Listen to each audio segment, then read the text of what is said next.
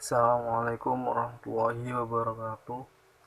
Alhamdulillahirrabbilalamin. Wassalatu wassalamu ala sayyidina Muhammadin wa ala alihi wa sahbihi ajma'in. Amma ba'du. Yang saya hormati beliau Bapak Sultan Mubarak ME, dan yang saya hormati pula para teman-teman kelas E Filsafat Islam ini. Pertama-tama kita panjatkan puja dan puji syukur atas kehadiran Allah Subhanahu wa Ta'ala yang telah melimpahkan rahmatnya kepada kita sehingga kita bisa bertemu walaupun tidak bertatap muka bermuwajahah. Selawat serta salam tidak lupa kita haturkan kepada junjungan kita Nabi Agung Nabi Muhammad Sallallahu Alaihi Wasallam yang kita nanti syafaatnya di yaumil akhir nanti.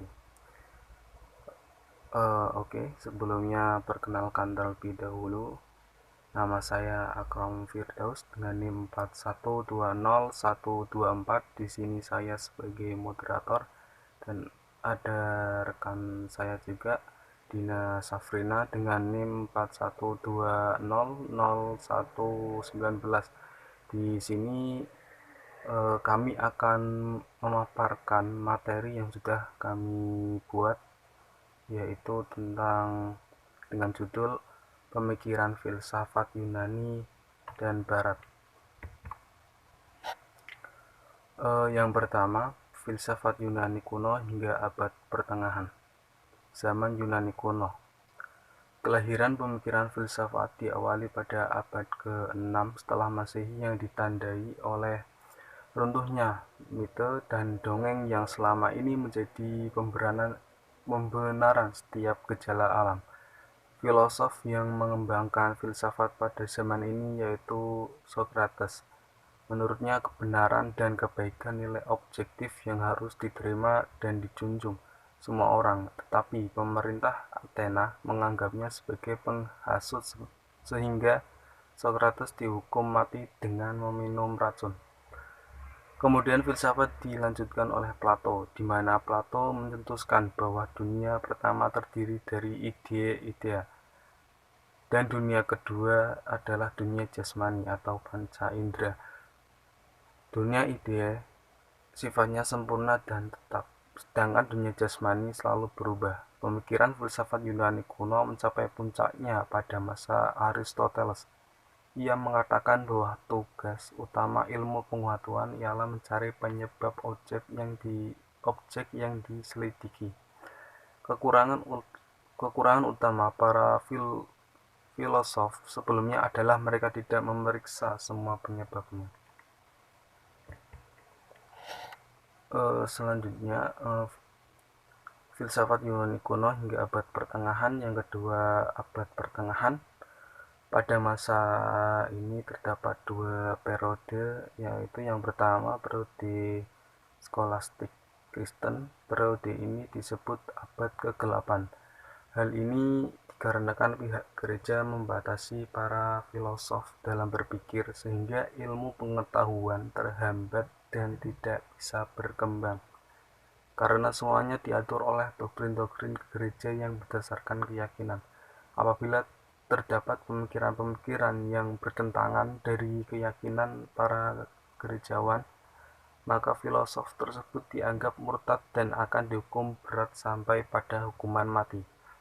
Periode skolastik yang kedua, periode skolastik Islam. Para filosof Islam seperti Ibnu Rushd, Al-Kindi, Al-Farabi, Ibnu Sina, Al-Ghazali, dan lain-lain memberi sumbangan sangat besar bagi para filosof Eropa yang menganggap bahwa filsafat Aristoteles, Plato, dan Al-Quran adalah benar. Namun dalam kenyataannya bangsa Eropa tidak mengakui atas peranan ahli pikir Islam yang mengantarkan kemodernan bangsa Barat. Mungkin itu yang bisa saya sampaikan. Selanjutnya bisa dilanjut oleh rekan saya yaitu Dina Safrina. Kepadanya saya persilakan. Kemudian ada filsafat pasca Renaissance yang berlangsung pada abad ke-17 hingga sekarang. Nah, filsafat ini dimulai sejak munculnya rasionalisme lewat pemikiran dari Descartes. Nah, hal ini ditandai dengan berkembang pesat berbagai kehidupan di barat. Nah, khususnya dalam bidang ilmu pengetahuan, kebudayaan, juga ekonomi. Nah, hal ini terlihat dari kota-kota yang berkembang menjadi pusat perdagangan, pertukaran barang, kegiatan ekonomi moneter, dan juga perbankan.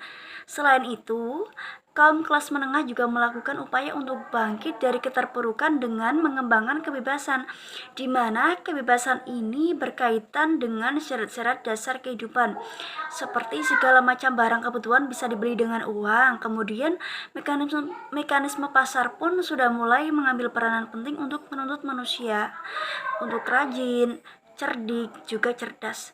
Nah, adapun beberapa tokoh yang menjadi perintis filsafat pasca Renaissance seperti Leonardo da Vinci, kemudian ada Nicolaus Copernicus, Johannes Kepler, Galileo Galilei, juga ada Francis Bacon. Nah, kemudian ada apakah Yunani kuno menjadi pusat filsafat dan peradaban? Iya, Yunani kuno menjadi pusat filsafat dan peradaban. Hal ini karena lokasi strategis dari Yunani. Lokasi ini membuat Yunani menjadi pusat pelabuhan dan perdagangan. Peradaban Yunani dimulai dari peradaban di Pulau Kreta atau biasa disebut dengan peradaban Minoa atau Minos, yang terdapat bangunan-bangunan istana. Nah, setelah kebudayaan peradaban ini runtuh oleh gempa bumi yang dahsyat, kemudian berkembanglah peradaban di Pulau Mycenae. Peradaban ini memiliki banyak kota seperti Thebes, Athena, Pylos. Nah, kemajuan peradaban Yunani yang paling menonjol yaitu dari segi ilmu pengetahuan, di mana salah satunya yaitu bidang filsafat yang melahirkan banyak filsuf hebat. Salah satu pemikirannya yang masih dipakai hingga sekarang seperti Aristoteles, Plato, Socrates. Nah, selain itu, peradaban Yunani dalam kepercayaannya menganut politeisme atau menganut banyak dewa, dengan dewa tertinggi itu dewa Zeus. Dan kuilnya itu berada di Gunung Olympus. Peradaban Yunani bisa dikatakan sangat maju dibanding bangsa lain yang semasa dengannya. Nah, kemudian Al-Quran segala sumber ilmu dari awal hingga akhir. Pada hakikatnya semua ilmu itu sumbernya dari Allah Subhanahu wa taala. Sebagaimana firman-Nya yang berbunyi, A'udzubillahi minasyaitonirrajim. Bismillahirrahmanirrahim. Bal huwa ayatun bayyinatun fi suduril ladzina utul ilma, yang artinya bahkan Al-Quran adalah ayat-ayat yang jelas di dalam dada-dada orang yang berilmu, yang diberi ilmu. Kemudian dari Ibnu Mas'ud radhiyallahu anhu, dia berkata, barang siapa yang menginginkan ilmu, maka dalamilah Al-Quran, karena di dalamnya terdapat ilmu orang-orang terdahulu dan orang-orang kemudian. Selain itu, Syekh Abu Hashim bin Sholeh Al-Maghamisi berkata, sesungguhnya Al-Quran adalah induk dari segala ilmu. Hal itu dikarenakan segala ilmu itu kembali kepada Al-Quran. Allah Subhanahu wa taala berfirman dalam Quran surat Ar-Rum ayat 7. A'udzubillahi minasyaitonirrajim. Bismillahirrahmanirrahim. Ya'lamuna zahira minal hayatid dunya wa hum 'anil akhirati hum ghafilun, yang artinya mereka hanya mengetahui atau berilmu yang zahir saja dari kehidupan dunia, sementara mereka tentang akhirat adalah orang-orang yang lalai.